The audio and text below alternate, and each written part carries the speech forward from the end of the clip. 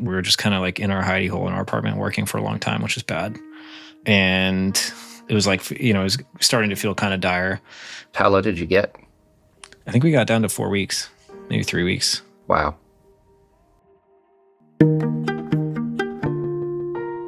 Welcome to Leap Forward, a show about founders and the people who believed in them before anyone else.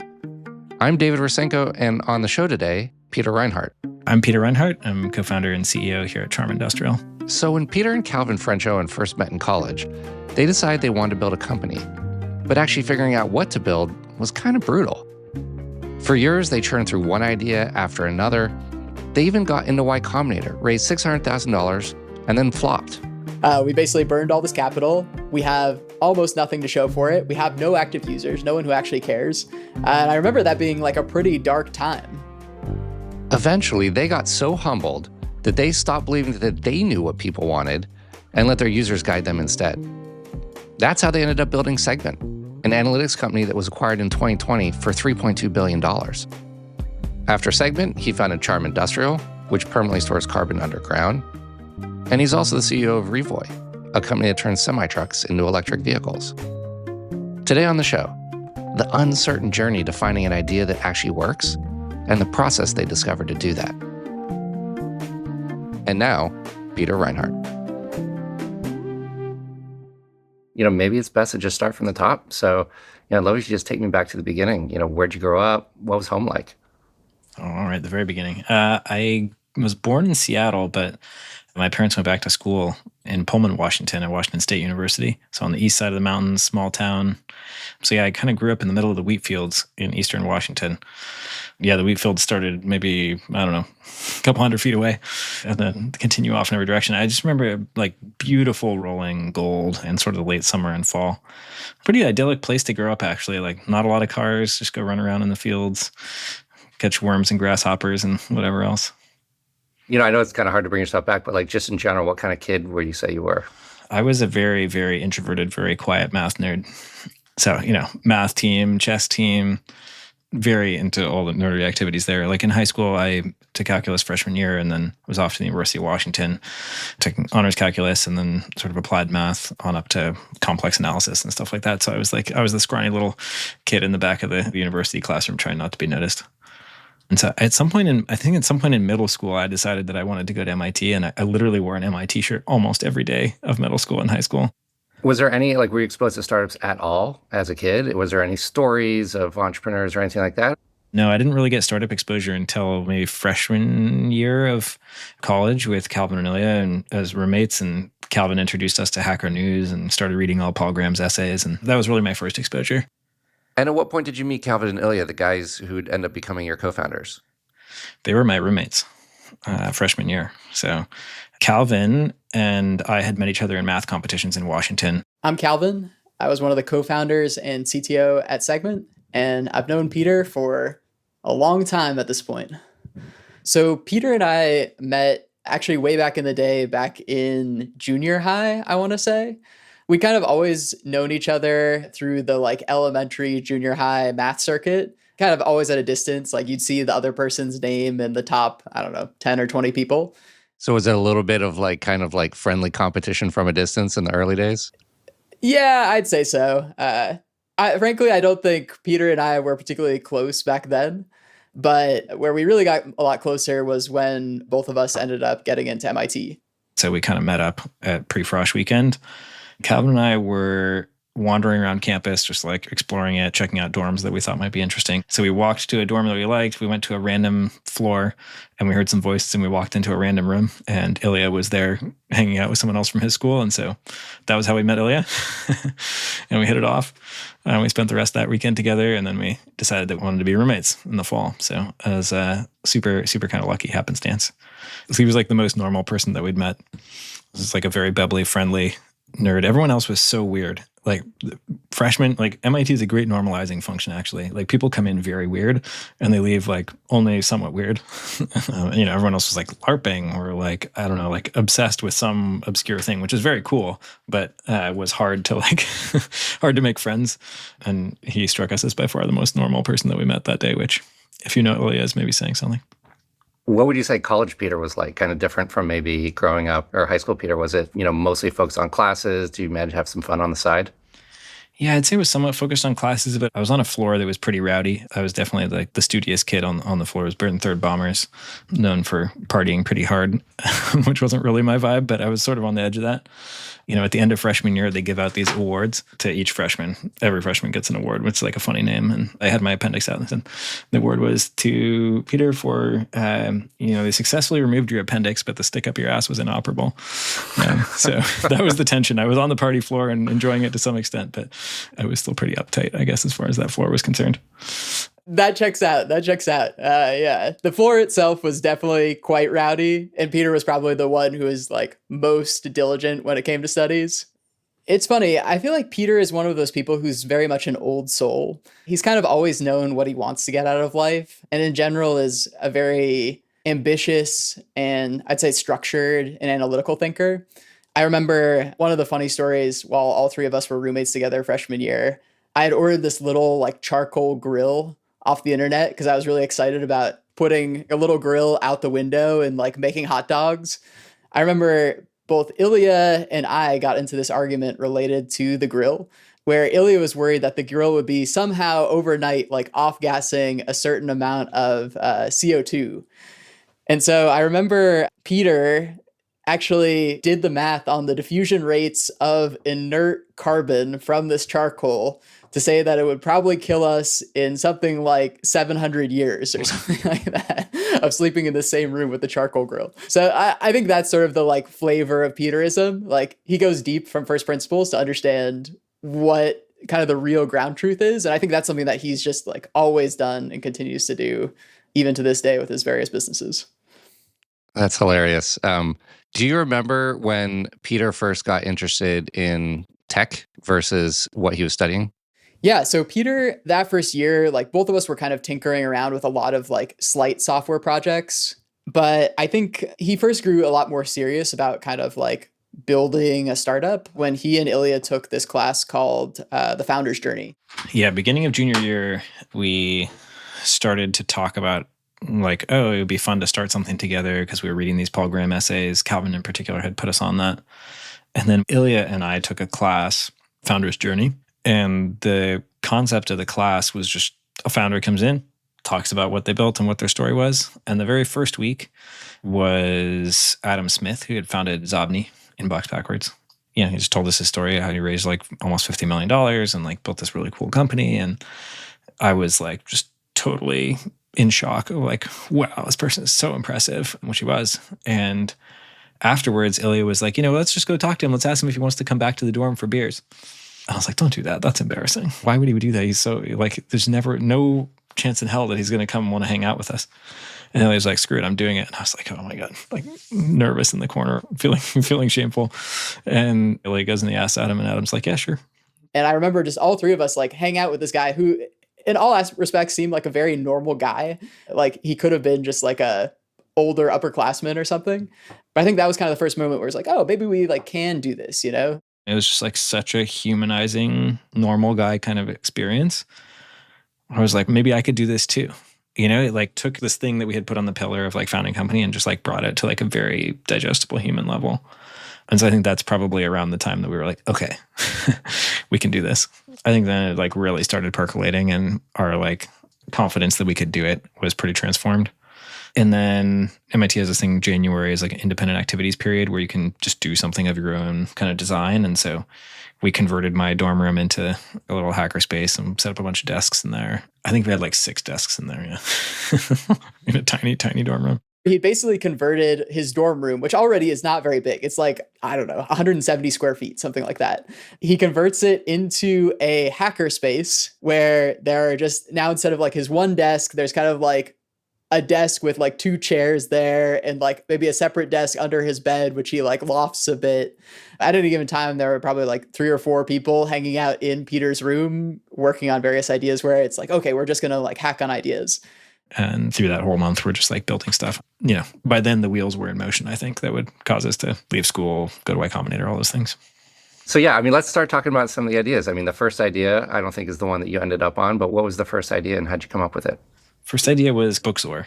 Book XOR.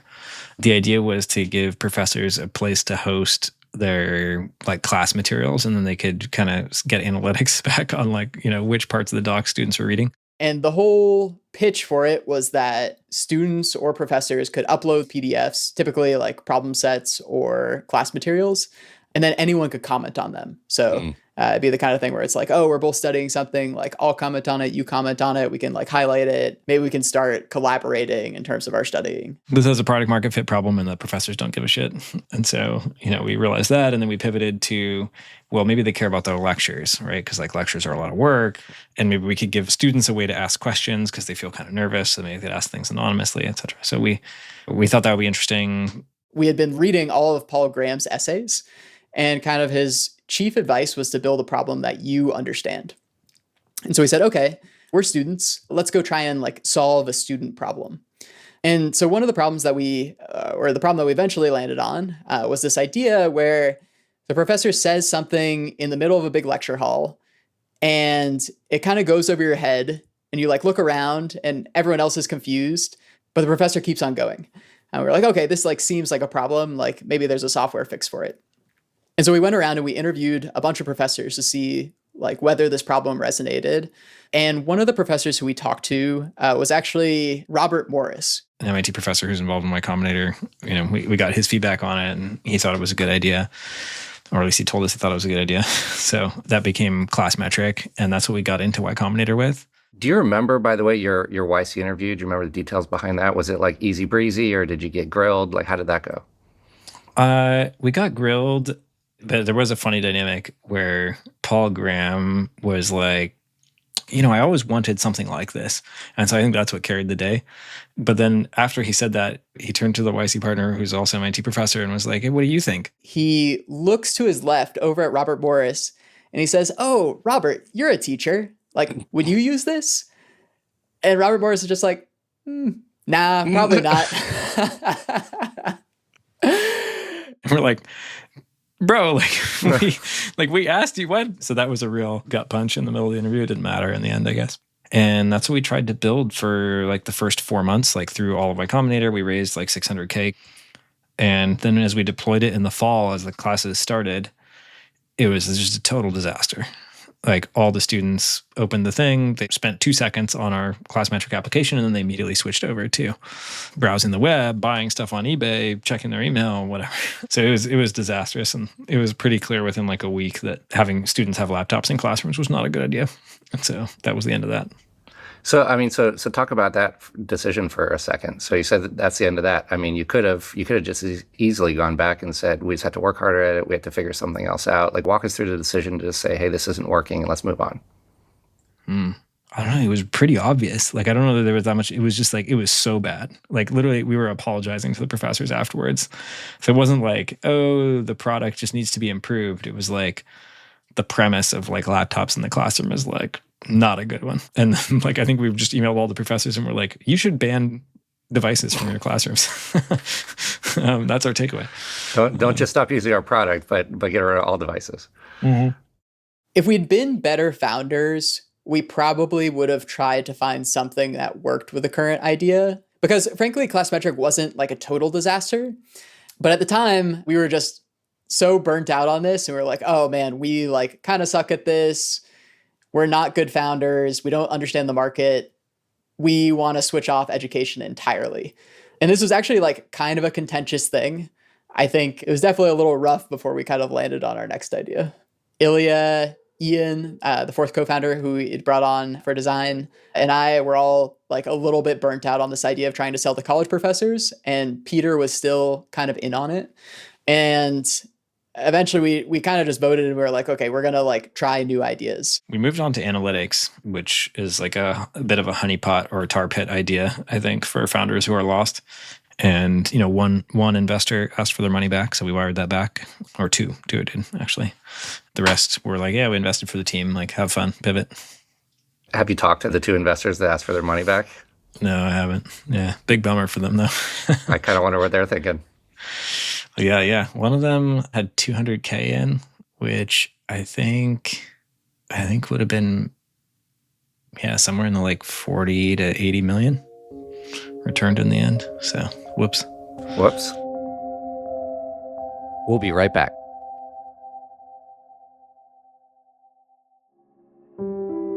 And now, back to the interview.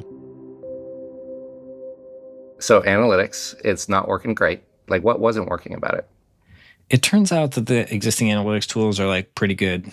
So we just like never really achieved product market fit. We always thought we were like one feature or what iteration away. I guess unlike the classroom tool, the signals weren't quite so obvious. And so we actually did spin our wheels for a long time, like over a year. Wow. Like trying to grind through that.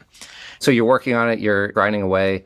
Like what do those conversations look like? You're obviously talking to investors. They know it's not really working. Inside, you know it's not working. Like what are the conversations like? We weren't really talking to our investors. We were scared to go talk to our investors because like we didn't really have anything impressive to show. Users like weren't, it was like very rare for someone to come to the website because we weren't launching anything. We weren't writing blog posts. We were just kind of like grinding, trying to get to a product that we thought was impressive before we would take it out. So we were like afraid to launch, which is a terrible idea. We were just kind of like in our hidey hole in our apartment working for a long time, which is bad. And, it was starting to feel kind of dire. So I think for most startups, you can kind of like go along for a while and like pretend that you're doing well. And that was the case for us. Like we were like, oh yeah, we're like one feature away from hitting product market fit. And I think at the end of the day, well, obviously we didn't know anything about like finding product market fit. If we'd been honest with ourselves about it, I think by the time that we got to December of 2012, frankly, it was this kind of like elephant in the room that we couldn't ignore anymore. And we finally like looked at it and said like, wow, we are just not very good at this. We basically burned all this capital. We have almost nothing to show for it. We have no active users, no one who actually cares. And I think there's like the Airbnb story, I think, is like poison for founders in this situation because they did grind for like 2 years or something. And eventually they took off. And that is just like, I don't know anyone else who's ever had a founding story like that. Like, it's not how it works. Airbnb is the like exception that proves the rule. And like, I got married that fall and we went off on our honeymoon. And I was like, through this period, I was like going through panic attacks, like in the hospital. It was bad. It was like, I think this thing is like not going to work. And I remember that being like a pretty dark time. Like all four of us, like normally our mode would be like, oh, you wake up in the morning, you start coding and you like start figuring out what to do. That week, like we basically didn't code at all. We just kind of like sat on the couch and argued with each other about what we should do next. Because I don't know, it's funny how hard a startup is, like for someone who is used to flying very high. And I think all of us came from a background where it's like, oh, you do very well in school, you like study the material, you understand how to pass the tests, you pass them, like you're kind of always just set up for success in that way. Whereas startups are like totally different. It's like if you don't do something that users care about, you're done. And I think it was a very humbling experience for us where it's like, oh, it doesn't matter that we're like these hotshot kids from MIT or whatever. Like we were just bad at making things people wanted. And eventually Ian and Calvin, mostly Ian, I think were like, I think that there's a big idea behind this little open source library, Analytics.js, that we built like a year and a half prior for ourselves to distribute data between different analytics tools from Classmetric. And so they, had like an analytics.js manifesto that they wrote as like a GitHub markdown. And we debated that. I thought it was a terrible idea. I tried to kill it. And then, tried to kill it by convincing everybody should just like launch it on Hacker News and see what people think. And I thought that'll kind of kill it and make it go away. We had maybe like 5 or 6 months of runway left. And so we put it on Hacker News and it just like blew up. So that was the product market fit moment. And then we're off to the races trying to build that out as fast as we could.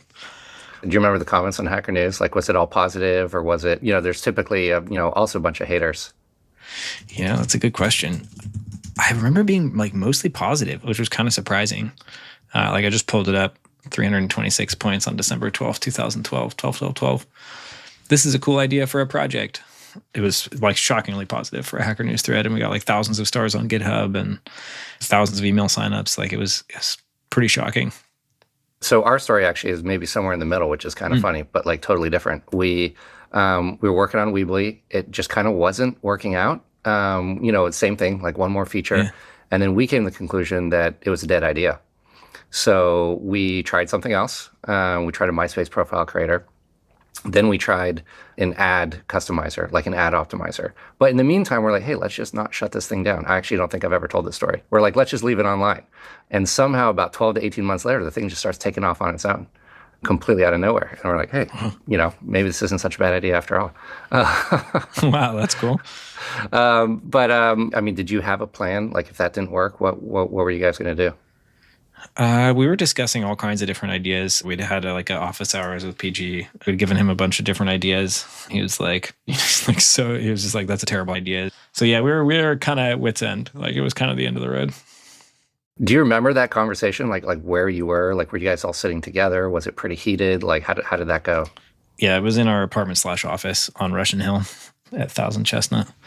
That was the argument about Analytics.js. And then that was also where we were sitting all day when it was blowing up. And so we kept building out of that apartment for another 6 months. Yeah. How did that, I mean, so you post on Hacker News and then it just blows up. Was that the moment you're like, wait, this is going to be it? I mean, it was clear that we just needed to go work on that. So we just like pretty much immediately started working on that. But we almost took like a holiday from vision setting. Like we were just like, we were so exhausted of just like, oh, here's a vision. Let's go build the vision, that we were just like, I don't know, man. Like, let's just build whatever. What are people asking for? People want more integrations. People want a hosted version. Cool. Let's just do that. Just like an absolute state of exhaustion and like emotional, like end of the road. And so that's kind of what we did for like 6 months is we tried not to have a vision. We just tried to build exactly whatever people were asking for. And then over time, the vision, solidified.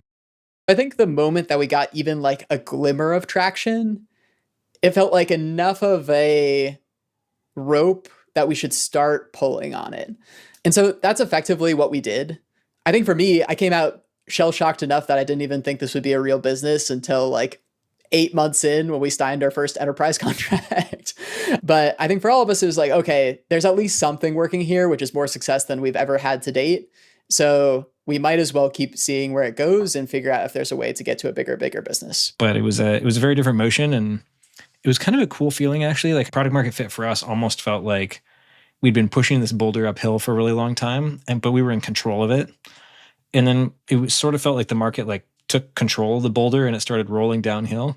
And on the one hand, it was very exciting, and on the other hand, it was like, oh my God, like I don't really control this thing anymore.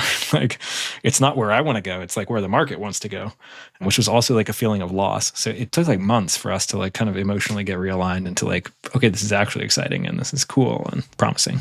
What, so you said it, I mean, when you launched it, you had 6 months of runway left. How low did you get? I think we got down to 4 weeks, maybe 3 weeks. Yeah. And then called our investors and was like, hey, I think it's time for us to raise. And they're like, oh, cool. Well, like, how's it going? Or like, give the update. And we're like, how much cash do you have left? I'm like, oh, like 3 or 4 weeks. And they're like, holy shit. Like, you got to fundraise now. Like, what is going on? And then, yeah, from there it was, truly off to the races. We got, I think at one point in time, we had like 3 weeks of cash left too outside of YC.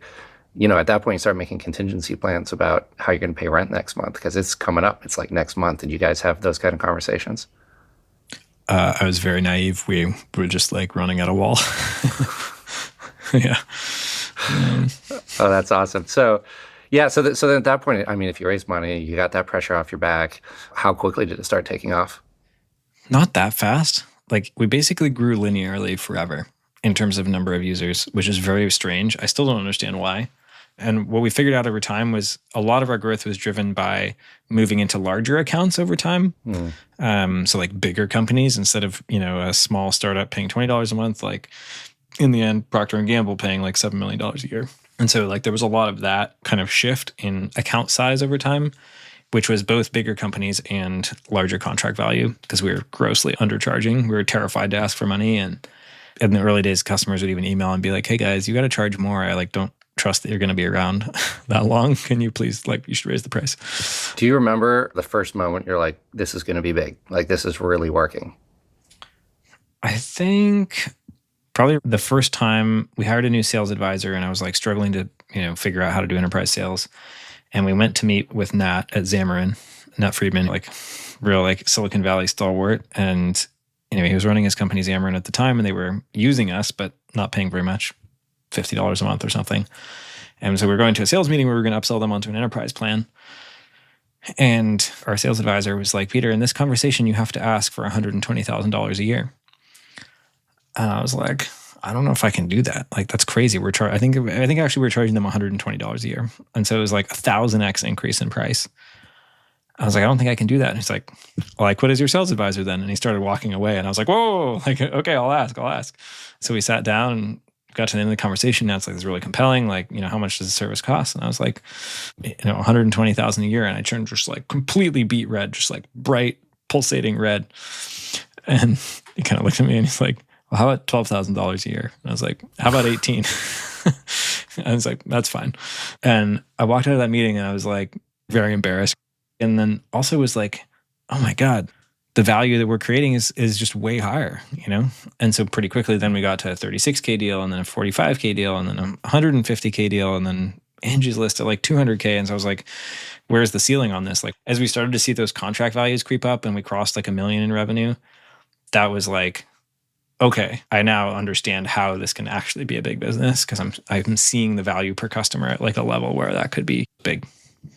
So, considering the last pivot, it seems like the idea was so fragile at that point in time. I mean, what do you kind of take away from that experience going through the pivots and then ending up on something that really, really worked?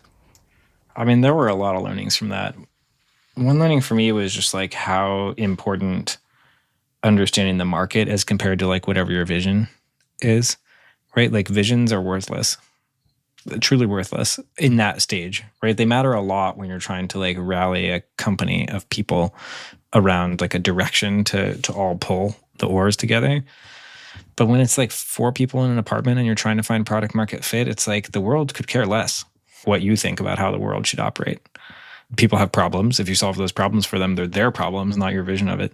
Then it'll start rewarding you. And so like just like 10x more humility at that stage. Unless you've been steeped in the space for a long time, you've got no idea. I know, a lot of founders, I mean, probably every single founder at some point has to decide, whether they keep working on an idea that's in struggle mode, try something new, different startups find success in different ways. Like how do you help people navigate that question? Boy, I guess for me, it's always come back to like the understanding of the customer and the market.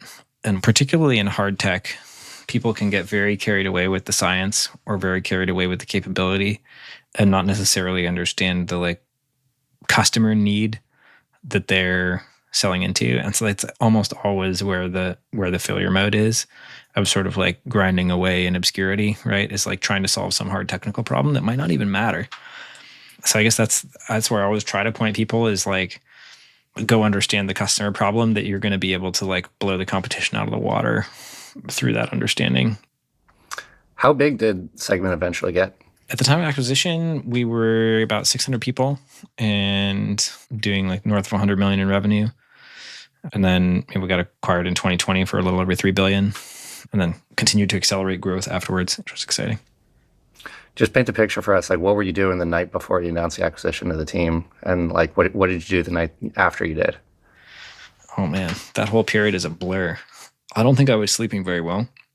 Because you have to live like a double life as like a CEO of a company. It's like you have to keep executing, and yet with your small team, be in discussions with and diligence with the acquirer. And so on the one hand, like guns blazing, we're going to go do X, Y, and Z thing. But like your emotional state is completely consumed with like landing the plane on the acquisition side because it's life-changing for everybody and like a completely different thing with like incredibly high stakes in every conversation.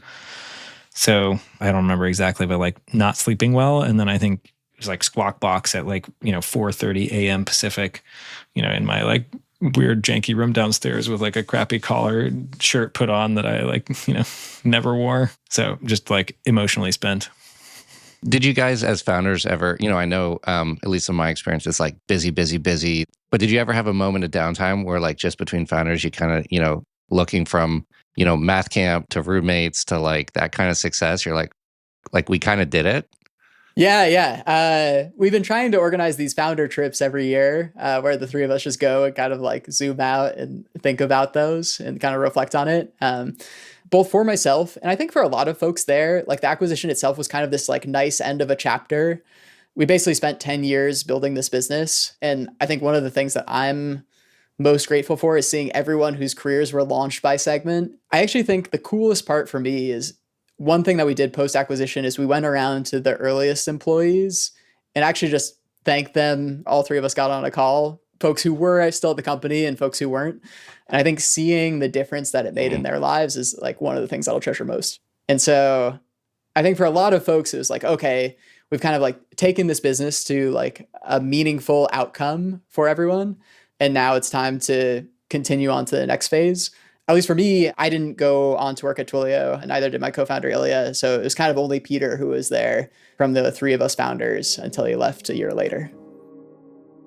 More after the break.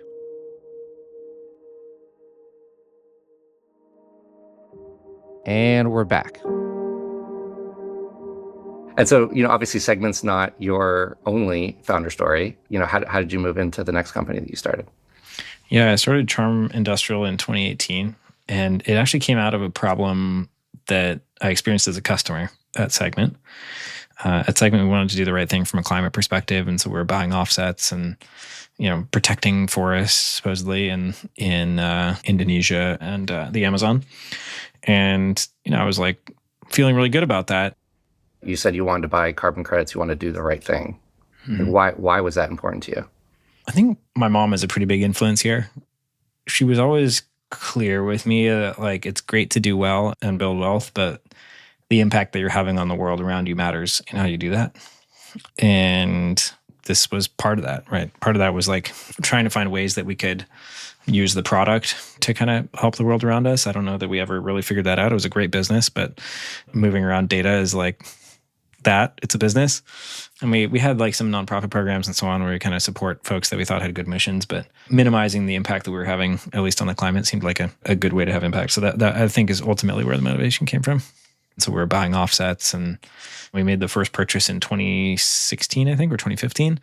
And then in 2017, I like circled back and I was like, cool, like, what happened? Like, did we have the effect that we wanted with that $20,000 that we spent on it? Like, what happened here? And so we started digging into the nonprofits that we'd sent money to. And the deeper I got into it, the more I was like, oh boy, like, I don't think that this is having the impact that we wanted it to. Like 70% kind of went off into marketing fees that were lost at various levels. And so it wasn't until you got down to like, the last 30% that actually there was any evidence that the money was actually going into rainforest protection. And then you were seeing these headlines like Amazon on fire, biggest forest fire season ever in Indonesia, et cetera. And you're like, well, was the land that we put aside, like, was it protected or did it go up in flames? Because like, I don't know, should we buy more? Like, what's the deal here? And the deeper I got into that, the more I was like I have no evidence that anything good happened. And so I really wanted like a carbon removal product where I had trust that it actually had been removed and that it had been verified and that I could personally inspect some kind of ledger to show that it had been done correctly. So that was kind of the initial inspiration around Charm, was a high quality, verifiable carbon removal. So we're kind of moving into Charm. How would you either describe it to your kids or actually maybe more interesting, how do your kids describe it? Yeah, I have a 7, 5, and 2-year-old. The 2-year-old prefers to talk about the zoo with his 3 words he can string together right now. The 7-year-old is starting to understand it though. We often, there are many problems in the world of which climate is one, and it's challenging because it's a very long-term problem, right? There are lots of other problems that are extremely urgent, and climate is tough because it's one that's both very important but also very long-term. And so we try to describe to him, as like, there's a blanket around the earth from this gas, and it's just kind of getting thicker and thicker. And at some point, it's going to become really problematic. And so I'm trying to thin that blanket by putting some of that blanket back underground in the form of bio-oil. And along the way, by the way, you see the smoke and sometimes the sky turns orange, and like we can prevent some of those wildfires because the stuff that we're putting underground is actually plant matter that would otherwise go up in wildfire smoke and so on. So that's kind of how I explain it to them. And carbon removal is important. It's a small part of the problem. First, we have to reduce all our emissions along the whole supply chain, and clean power is a big part of that with solar and wind and nuclear, geothermal, et cetera. But a big part of it is industrial, like cement, steel. These are like really hard to decarbonize areas. And so we should figure out a way to re-engineer our industrial processes to remove carbon in their processing instead of emitting it. And so Charm Industrial is char farm industrial, because the idea is you take the biomass off the field, you leave behind the char, and you take the bio-oil as an industrial feedstock. in the future, we hope that the sort of liquid biomass that we make, that we can, use it as a feedstock in those. I think that's probably like a 2030s kind of proposition for us as we come down the cost curve. But yeah, today we just take the bio oil and stick it underground. Like, walk me through. I mean, you come up with the idea, you decide it's time for you to do something new. What were the early signals that gave you the confidence it was the right direction? This one was more like I was convinced that this had to happen and that demand would materialize over time. That was based more on instinct than, knowing these industries.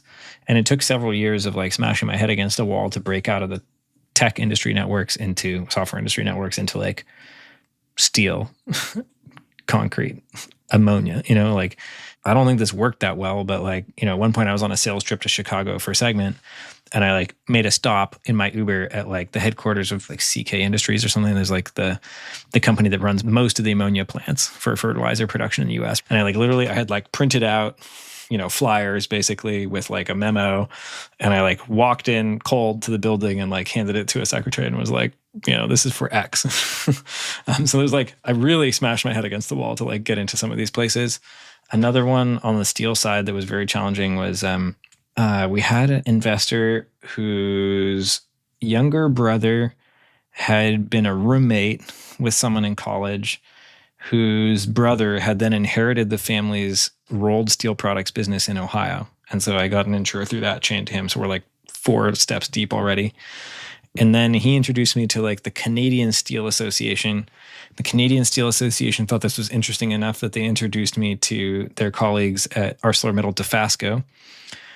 And they thought it was interesting enough that after like 3 meetings, they finally introduced me to the direct reduced iron plant, which was my original target in Quebec. And then, I was like, oh, I'll be in the area. It's like northern Quebec, like you're not in the area.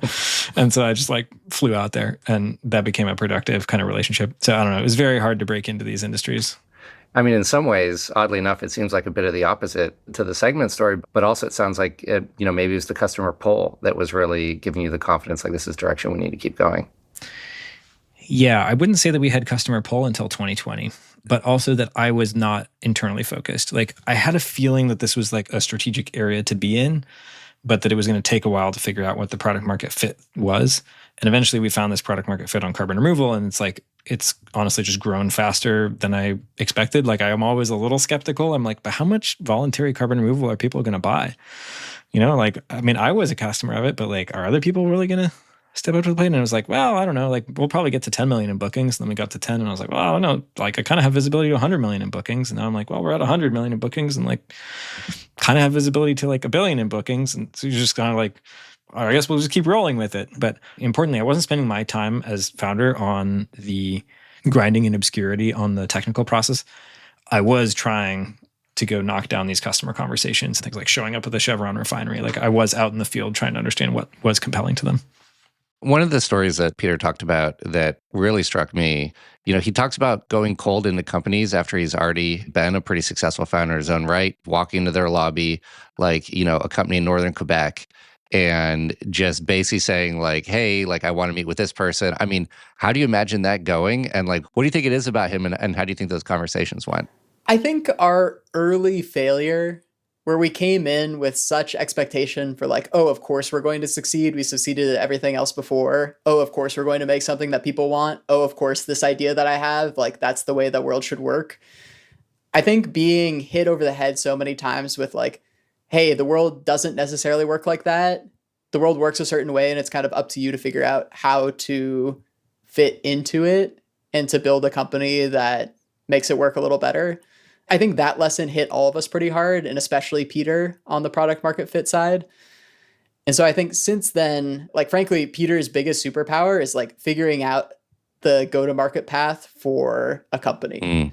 And I feel like there's lots of problems out there, and I think he's going to go after them. From an outsider's perspective, I think it's actually fascinating about how the three of you in some way post-segment explored, climate tech and, kind of various solutions, Ilya with fire, you with heat pumps, Peter was obviously doing charm. I mean, do you have any insight into like, was there something in the water? Like, what do you think it was that got all three of you interested broadly in this space? I mean, I think for Peter, he's always wanted to solve like one of the big problems of our time and have more of an impact. And I guess stepping back, even thinking about kind of like post-segment life, I think for all of us, we really want to try and solve some problem where we look at it, we're just like, oh man, like this feels like a worthy thing to swing for. And so I think for him, obviously climate change is like one of the biggest problems of our time. And he feels like he has a way to solve that. I think it makes a lot of sense that he would like get deep into it and try and understand like, hey, how can I build a bunch of infrastructure to solve this problem? I think he's definitely had an impact on me and Ilya as well, I would say, just from like talking about this so much. Like, I feel like I've learned so much from both him and his wife, Erica, about the climate space and like where there are problems and where people could use better solutions. Like right now, he's doing the carbon removal stuff with Charm and also helping run Revoy, this electric freight startup. Like, but between all those things, it's crazy. So I would say that's definitely, he's rubbed off on us in a good way. And then you also joined Revoy, which is a company that we've invested in. Can you describe what Revoy does and how you decided to get involved?